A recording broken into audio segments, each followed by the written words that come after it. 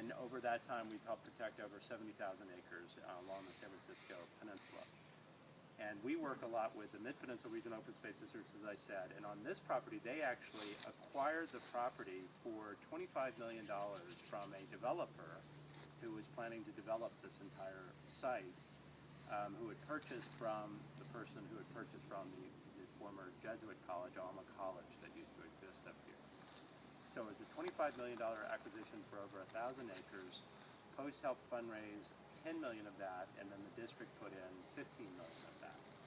Now the fun history I wanted to tell you about, and this is a good place to tell you about it, is if you were a student at Alma College, you worked very hard in the morning on your academics, and then in the afternoon you were sent out to tend the vineyards and to do work around. That was part of a good Jesuit instruction, was you learned how to work hard. And so what you're going to see when we walk through, and this is the first evidence of it. Most of these cleared areas would have been vineyards, and they had a water system through here and all kinds of different things. And other areas you'll see the vestiges of old tennis court and other recreational areas as well. So if you see something, call out. We'll try to figure out what it was. Also, what's happened in this area is once Post, and particularly the district, takes over a property, they try to get rid of many of the exotic plants that were on it. So there was a lot of French broom in this area that you're not seeing now. That's been taken care of.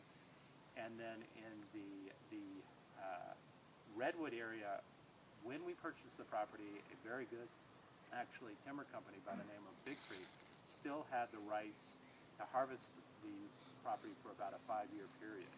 And you're going to see evidence as we go through of that harvesting, but how well they did it as well. I mean, they maintained these roads, they did other things. And for those of you interested later in following up with Post, I'm happy to tell you I don't want to do this as part of this walk, but we are doing what's called the Heart of the Redwoods campaign, where we're trying to save 20,000 acres, and many of those have been managed landscapes just like this that we will continue to manage.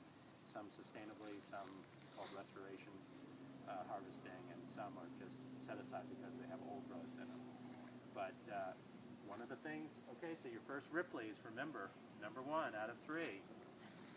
There was a forest fire on this property, and they ran out of water. The water ran out. Well, another thing the Jesuits did is stockpile the wine from the vineyards.